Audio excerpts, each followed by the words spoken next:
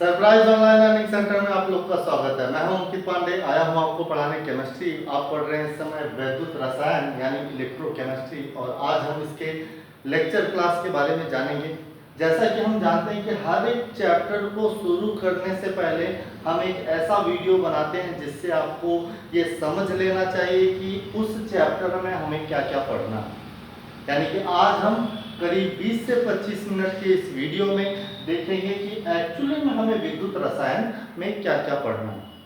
जैसा कि हम जानते हैं कि हर एक चैप्टर को हम दो भागों में डिवाइड करते हैं, दो इंपॉर्टेंट भाग, भाग फर्स्ट और भाग सेकेंड।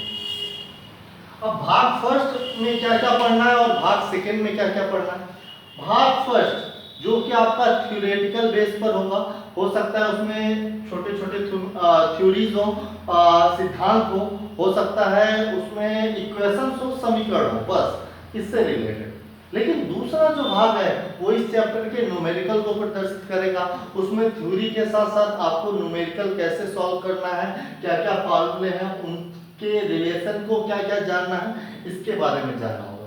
तो इन दो कैटेगरी में हमने वैद्युत रसायन भाग को जो है डिवाइड कर दिया है। आइए शुरू करते हैं, जिसमें सबसे पहले हम पढ़ेंगे जो है इलेक्ट्रोड के बारे में।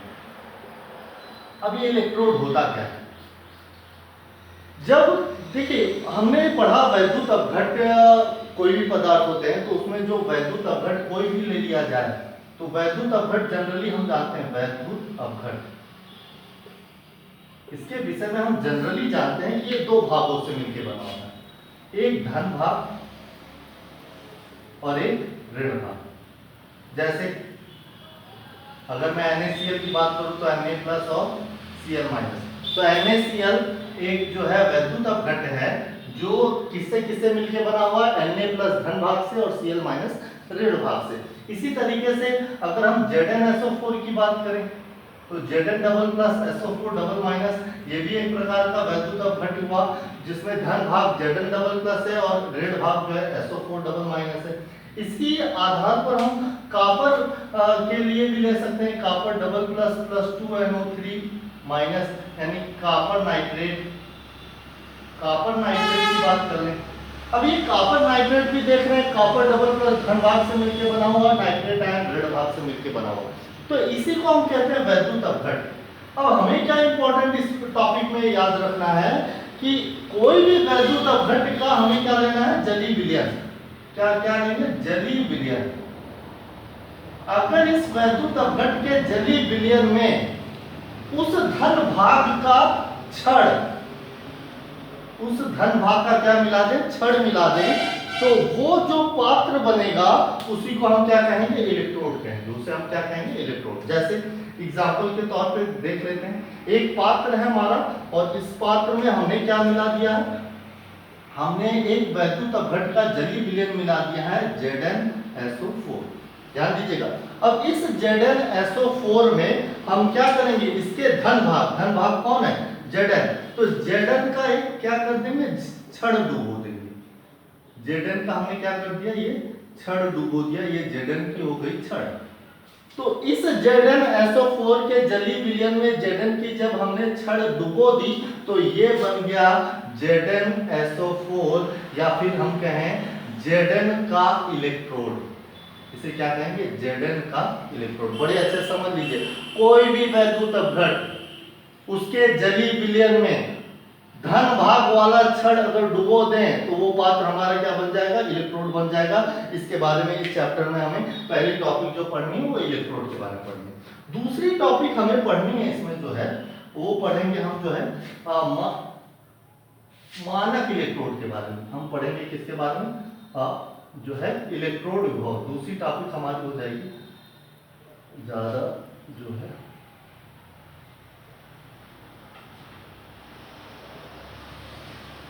इलेक्ट्रोड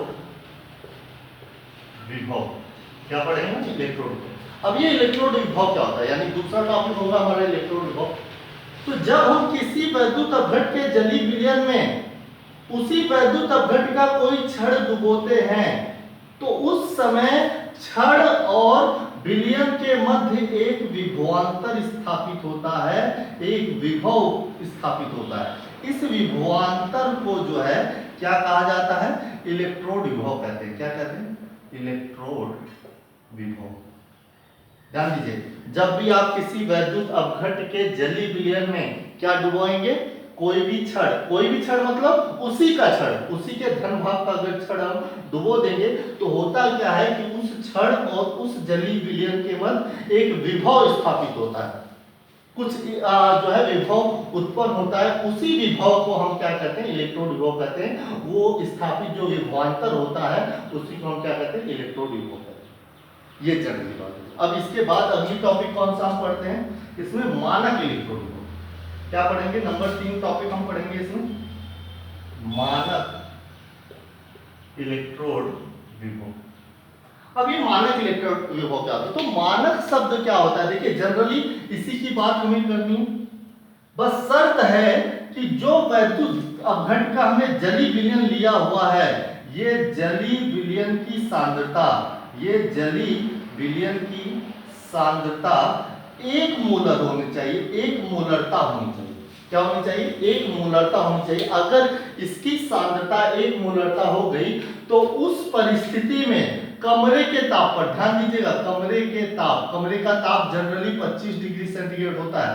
तो कमरे के ताप पर 1 मोलर सांद्रता वाले जलीय विलयन, 1 मोलर सांद्रता वाले वैद्युत अपघट्ट के जलीय विलयन में उसी का क्षण डुबोने पर बना पात्र मानक इलेक्ट्रोड कहलाता है, और उस दौरान उत्पन्न विभवांतर मानक इलेक्ट्रोड विभव कहलाती है। मानक इलेक्ट्रोड विभव कहलाती है। ये अच्छे से समझ लीजिए। मानक समझिए, मानक इलेक्ट्रोड विभव किसे कहते हैं? क्या कंडीशन है कि 25 डिग्री सेंटीग्रेड ताप पर किसी वैद्युत अपघट्ट के 1 मोलर सांद्रता वाले जलीय विलयन में उसी के क्षण को डुबोने पर जो विभवांतर स्थापित होता है उसे मानक इलेक्ट्रोड विभव कहते हैं। बड़ा ही सिंपल, वो इसमें बहुत ज्यादा केस नहीं है। इस तरीके से अब ये देख लीजिए, हमने क्या कर लिया? मानक इलेक्ट्रोड विभव स्थापित कर लिया। यहाँ पे एक बात आपको ध्यान रखना होगा, इलेक्ट्रोड को अर्ध सेल कहते हैं। क्या कहते हैं? अर्ध सेल। इसे क्या कहते हैं? अर्ध सेल। अच्छा, पूर्ण सेल क्या होता है उसके बारे में आगे हम चर्चा करेंगे। तो अब ध्यान दिया हमने कि इलेक्ट्रोड विभव हो गया, मानक इलेक्ट्रोड विभव हो गया। चौथा टॉपिक हम पढ़ेंगे मानक हाइड्रोजन विभव। अब ये मानक हाइड्रोजन विभव क्या है? यानी कि हाइड्रोजन का हाइड्रोजन का तो क्षण बनेगा नहीं, तो कुछ ऐसी योजना अपनाएंगे। मान लेते हैं एक पात्र है और उस पात्र में हमने क्या कर दिया? जलीय विलयन रखा है किसका? Hydrogen ion, H+ ion. H+ प्रदर्शित करता है अम्ल को। तो अम्ल के आयन यानी हम क्या क्या ले सकते हैं? HCl ले सकते हैं या फिर H2SO4 भी इस जगह पे ले सकते हैं, लेकिन वो कितना होगा? 1 मोलर सांद्रता का होगा। तो अगर 1 मोलर सांद्रता वाले किसी अम्लीय विलयन में हम क्या करेंगे? एक बाहर से क्या करेंगे? हाइड्रोजन गैस प्रवाहित करवाएंगे, लेकिन कुछ शर्त होगी। शर्त क्या होगी कि यहाँ से हाइड्रोजन गैस तो प्रवाहित करवाएंगे ही, लेकिन ये प्लेटिनम धातु के संपर्क में रहेगी। ऐसे प्लेटिनम धातु, ये हमारा पीटी का तार है, पीटी का जो है तार है, उस तार के माध्यम से उस जलीय विलयन, कौन से अम्ल के जलीय विलयन में हाइड्रोजन गैस अगर हमने प्रवाहित कर दिया तो वो हमारा क्या होगा? इस प्रक्रम में ये हमारा होगा मानक इलेक्ट्रोड, मानक हाइड्रोजन क्या होगा? मानक हाइड्रोजन विभव। देखिए, बहुत ही अच्छी इंटरेस्टिंग बात। अब इसमें देखिए, ध्यान रहे, जो विभवांतर स्थापित होता है, वैसे अगर हम एक बात बताएं, यहाँ पे विभवांतर शून्य स्थापित होता है, 0 इलेक्ट्रॉन वोल्ट। ये विभवांतर तो स्थापित हुआ, मानक हाइड्रोजन विभव तो हुआ, लेकिन मानक हाइड्रोजन विभव का मान सदैव क्या होता है? 0 इलेक्ट्रॉन होता है। ये बात आप अच्छे से समझे लीजिए। चलिए, अगला टॉपिक आता है हमारा इसी कड़ी में, जो है विद्युत वाहक बल। विद्युत वाहक बल। क्या? विद्युत वाहक बल। अच्छा, इस विद्युत वाहक बल से पहले हम पूर्ण सेल के बारे में जान लेते हैं। क्या होता है पूर्ण सेल? हमने क्या किया, दो अलग अलग धातु ले लिया है। हमने क्या किया, दो अलग अलग धातु ले लिया है इस तरीके से, और उसको जो है अलग अलग धातुओं को उनके अनुसार वैद्युत अपघट्य विलयन में क्या कर दिया, हमने डुबो दिया। देखिए हमने क्या कर दिया, डुबो दिया। मान लेते हैं ये हमारा क्या था, ZnSO4 था, और ये हमारा क्या था, कॉपर SO4 था। तो जाहिर सी बात है, आप लोगों को हमने बताया कि ये क्षण कैसा होगा, Zn का होगा, और ये क्षण कैसा होगा, कॉपर का होगा। तो जब इन दो अर्ध सेलों को, यानी जब इन दो इलेक्ट्रोडों को किसी वैद्युत मापी यंत्र की सहायता से अगर हम जोड़ दें, इसको जो है किसकी सहायता से जोड़ देते हैं, किसी भी विद्युत, मान लेते हैं किसी भी वोल्ट मीटर मापी यंत्र द्वारा जोड़ देते हैं, तो इसी घटना को हम क्या कहते हैं, पूर्ण सेल कहते हैं। अर्ध सेल मिलकर क्या बन गया, पूर्ण सेल बन गया। अब ध्यान दीजिए, हमने कहा कि हम बताने वाले थे विद्युत वाहक बल के बारे में। क्या? विद्युत वाहक बल, यानी EMF, इलेक्ट्रोमोटिव फोर्स। ध्यान दीजिएगा कि जब इन दो अर्ध सेलों को जब वोल्ट मापी यंत्र द्वारा जोड़ते हैं, तो उस केस में ध्यान रहे, ये भी एक मोलर सांद्रता का है, ये भी एक मोलर सांद्रता का है, और इसे 25 डिग्री सेंटीग्रेड के ताप पर ही करवाया जा रहा है। तो इस समय जो वोल्ट मापी यंत्र ने मानक मापन दिया है, वो 1.1 इलेक्ट्रॉन वोल्ट आता है। वो क्या आता है, 1.1 इलेक्ट्रॉन वोल्ट आता है। यही हमारा विद्युत वाहक बल, विद्युत वाहक बल। आप अच्छे से समझ रहे होंगे कि जब दो इलेक्ट्रोडों को किसी वैद्युत मापी यंत्र द्वारा जोड़ दिया जाता है, तो वैद्युत मापी यंत्र एक मापन देता है। वही मापन क्या होता है, विद्युत वाहक बल कहलाता है। वो क्या होता है, विद्युत वाहक बल कहलाता है। अब इसके बाद हम भाई पढ़ेंगे इसमें जो है कि एक इलेक्ट्रोड हमारा जो है कैथोड का कार्य करेगा, और एक इलेक्ट्रोड हमारा क्या करेगा, एनोड का कार्य करेगा। ये आपको जो है इस तरीके से पढ़ना होगा कि एक हमारा जो है कैथोड का कार्य करेगा और एक एनोड का कार्य करेगा। अब होता क्या है कि अब जो विद्युत वाहक बल होता है EMF, वो होता है E cathode minus E anode. यहाँ मैं आपको बताना चाहूंगा, इलेक्ट्रोड विभव को E से प्रदर्शित करते हैं, और मानक इलेक्ट्रोड विभव को E0 से प्रदर्शित करते हैं, E0 से प्रदर्शित करते हैं, EO से प्रदर्शित करते हैं, चाहे जो कहिए आप। तो E0 जो है ये बताता है कि मानक परिस्थिति में है, मानक अवस्था में ये जो अभिक्रिया हो रही है, संपन्न हो रही है। अब EMF बराबर एक फार्मूला आता है E cathode minus E anode. अब इसी का मान जो है कितना आया है हमारा, 1.1 इलेक्ट्रॉन वोल्ट आया। ये कैसे आया है, अगर मैं बता दूं तो यहाँ पे जो कैथोड है हमारा, वो कॉपर का कार्य करेगा, कैथोड कॉपर का कार्य करेगा, और इसका जो मानक इलेक्ट्रोड विभव प्रयोग से, किससे, प्रयोग से, अभी आगे चल के हम चर्चा भी करेंगे कि कैसे इसे सिद्ध करते हैं, कैसे मानक इलेक्ट्रोड विभव का मान ज्ञात करते हैं। लेकिन अभी हम क्या कहेंगे, प्रयोग से ज्ञात हुआ कि कॉपर का जो मानक इलेक्ट्रोड विभव है वो कितना है, प्लस 0.34 है। कितना है, प्लस 0.34 है। किसका, कॉपर का, यानी कि कैथोड का, माइनस एनोड का जो है प्रयोग द्वारा ज्ञात हुआ है, एनोड का प्रयोग द्वारा ज्ञात हुआ है माइनस 0.76। क्या ज्ञात हुआ है, माइनस 0.76। अगर यहाँ पे अगर हम यहाँ से हम वैल्यू निकालें, माइनस माइनस प्लस हो जाएगा, और ये हो जाएगा 76, और इसको आप जोड़ेंगे तो 1.10 इलेक्ट्रॉन वोल्ट आ गया। तो इस तरीके से गणना कर लेते हैं, इसीलिए EMF 1.1 निकाल के बताता है, यानी कि विद्युत मापी यंत्र ने जो 1.1 इलेक्ट्रॉन वोल्ट बताया, वही विद्युत वाहक बल हो गया। किस तरीके से आया, E cathode minus E anode.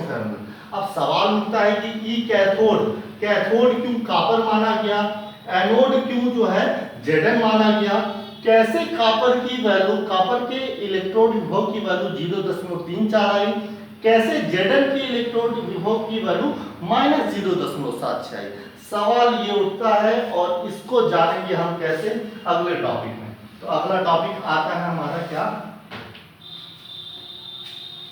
अगली टॉपिक है हमारी टॉपिक नंबर 7, मानक इलेक्ट्रोड विभव की गणना। मानक इलेक्ट्रोड विभव की गणना कैसे करें, कैसे करें, अगला टॉपिक है। अब ध्यान दीजिए, मैंने बताया ईएमएफ बराबर क्या होगा, ईएमएफ बराबर, ये बात आपको देखिए नोटिस ही करनी होगी, कैथोड माइनस एनोड, क्या होगा, कैथोड माइनस एनोड। अब कैथोड कैसे आएगा, एनोड कौन होगा, ये चर्चा का विषय है, लेकिन अभी हम कैसे करेंगे ये।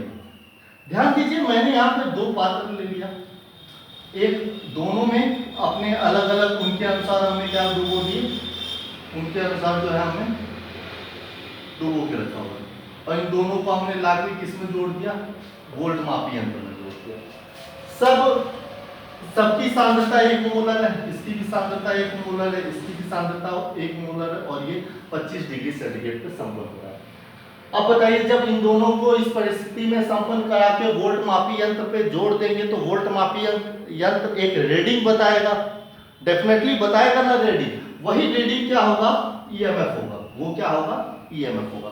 अब सवाल उठता है कि अगर इन दोनों में से कोई एक भी अगर हमें ज्ञात होगा, अगर इन दोनों में से कोई भी एक हमें ज्ञात होगा तो दूसरा वाला हम निकाल लेंगे, डेफिनेटली सही बात है। लेकिन अभी अभी मैंने थोड़ी देर पहले बताया था, मानक हाइड्रोजन विभव कितना होता है, 0 वोल्ट। कितना होता है, 0 इलेक्ट्रॉन वोल्ट होता है। अगर 0 इलेक्ट्रॉन वोल्ट जो है एक बन जाए, मान लेते हैं कि क्या कौन हो जाए, E0 हो जाए, कितना, 0 इलेक्ट्रॉन वोल्ट। तो बताइए, क्योंकि क्या है, तो देखिए जनरली हाइड्रोजन हमारा किसका कार्य करेगा, कैथोड का कार्य करेगा। तो बताइए एनोड की वैल्यू हमें मिल जाएगी कि नहीं मिल जाएगी, हाँ या ना, है ना। ये 0 हो गया, ईएमएफ ने अपनी रीडिंग दे ही दी, हमें कैलकुलेट कर लेना है ई एनोड की वैल्यू, है कि नहीं। जैसे जनरली अगर मैं बात करूं, मैंने क्या किया, ये अब देखिए ये कैसे बनेगा, यहाँ पे मैं थोड़ा सा परिस्थिति लगा देता हूं। यहाँ पे हम जो है, ये हो गया हमारा पीटी का तार, ये हो गया हमारा पीटी का तार, और यहाँ से हम हाइड्रोजन प्रोवाइड करा रहे हैं, हाइड्रोजन गैस, और ये हमारा 1 मोलर H2SO4 है। अब ये वो पात्र है जिसका हमें रीडिंग करना है। मान लेते हैं अभी जैसे एग्जांपल के तौर पर मैंने बताया था, तो ये मैं मान लेता हूँ ZnSO4 1 मोलर सांद्रता है, और ये किसकी छड़ है, Zn की छड़। और हमें किसका ज्ञात करना है, Zn का मानक इलेक्ट्रोड विभव ज्ञात करना है। जैसे ही इन दोनों को हमने कनेक्ट कराया तो सिग्नल देने लगा वोल्ट मापी यंत्र, कितना, प्लस 0.76 इलेक्ट्रॉन वोल्ट। ध्यान दीजिएगा, वोल्ट मापी यंत्र कितना देने लगा, प्लस 0.76 इलेक्ट्रॉन वोल्ट।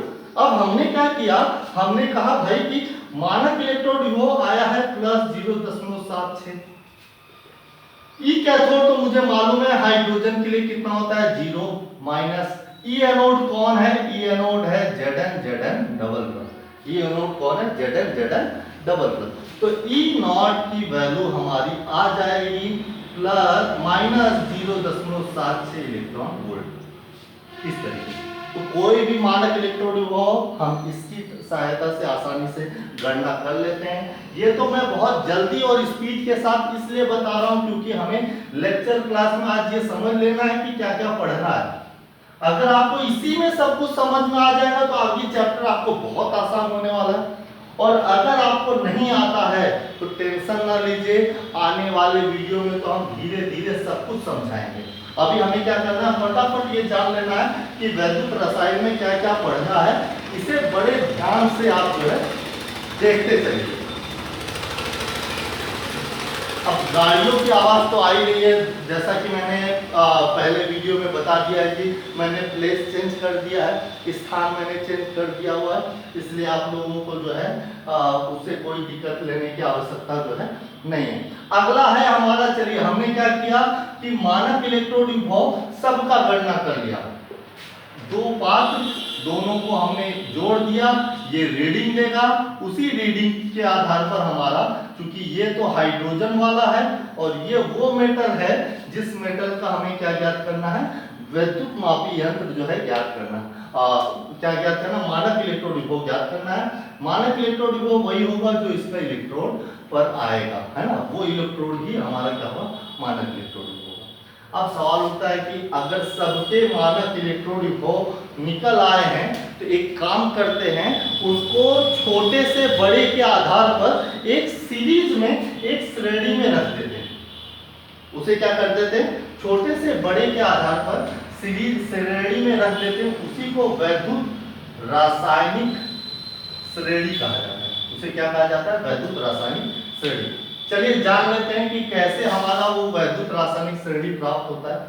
तो आप लोग भी मेरे साथ बोलते चलिए, आप लोग भी मेरे साथ बोलते चलिए। लिखबा, अरे क्या बोल रहे हैं सर, लिखबा सर काना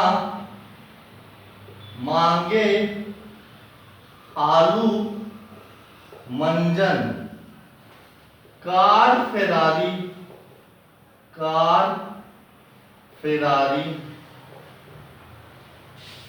को निकले शंकर पार्वती। उसके बाद हाइड्रोजन, और उसके बाद अंतिम जो वर्ड है वो है हमारा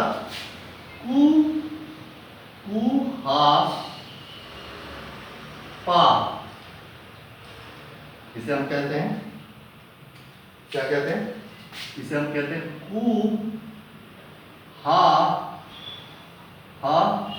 इसे हम कहेंगे हा पे आ की मात्रा हा, प पे आ की मात्रा प। ये सीरीज जिसने याद कर लिया उसको वैद्युत रासायनिक श्रेणी जो है आसानी से निकला। लिखबा सर काना मांगे आलू मंजन, कार फेरारी को निकले शंकर पार्वती, हाइड्रोजन कुहापा। कुहापा तो वेरी इंपॉर्टेंट है, कुहापा। कु मतलब कापर, एच मतलब जो है मरकरी, ए मतलब जो है सिल्वर, पी मतलब जो है प्लेटिनम, और ए मतलब जो है आपका गोल्ड।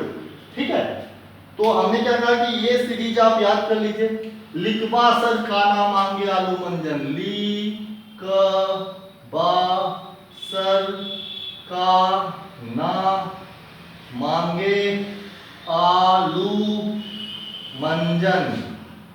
लिखबा सर काना मांगे आलू मंजन, कार फेरारी को निकले शंकर पार्वती। कार फेरारी को निकले, कार फेरारी शिरडी को निकले। ठीक है, कार फेरारी यहाँ पे लिख देंगे हम शिरडी। शिरडी जानते हैं हम, शिरडी, तो शिरडी यानी CD.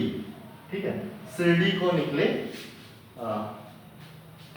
Car Ferrari, CRA, car Ferrari Shirdi निकले शंकर पार्वती। हाइड्रोजन का H2, कापर मरकरी, फिर सिल्वर, फिर प्लेटिनम, फिर आर्यन। आप ध्यान देंगे तो यहां से शुरू होगी सीरीज।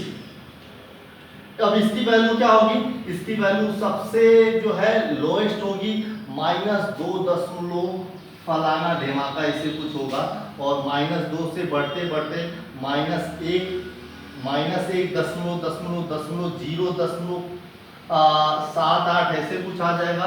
फिर हाइड्रोजन का आएगा 0.00, फिर कापर का आएगा प्लस, और ये बढ़ते बढ़ते जाएगा +2 कुछ।